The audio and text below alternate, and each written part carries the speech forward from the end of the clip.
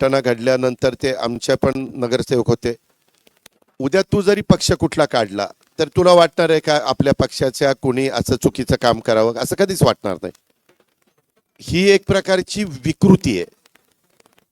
ही कुठल्याच पक्षामध्ये असावी असं कुठल्याच पक्षाच्या नेतृत्वालाही वाटत नाही, त्यांच्या कार्यकर्त्यांनाही वाटत नाही, त्यांच्या लोकप्रतिनिधींनाही वाटत नाही, आणि कुणीच या गोष्टीचं समर्थन पण करणार नाही.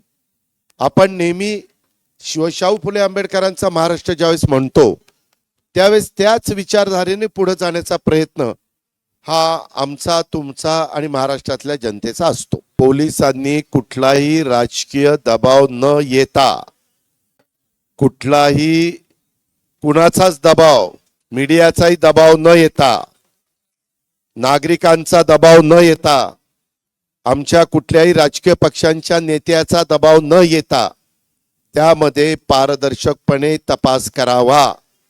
हे मी ज्यावेळेस आपण लोकमान्य टिळकांच्या पूर्णाकृती पुतळ्याला हार घालायला आणि चव्हाण साहेबांचा हार घालून आपण 5 मानाच्या गणपतींची पूजा केली आणि मिरवणुकीला सुरुवात केली, त्याच्या आधी पण तुम्हाला माहिती आहे काहींना मी अधिकाऱ्यांना घेऊन बसलो होतो आणि त्यांच्याकडनं ब्रीफिंग घेतलं. आपल्याकडे CCTV कॅमेरा जे आलंय यामध्ये जे कोणी दोषी असतील त्यांच्याबद्दल कायद्याने नियमाने जी कारवाई करणे गरजेचं असेल ती केली जाईल.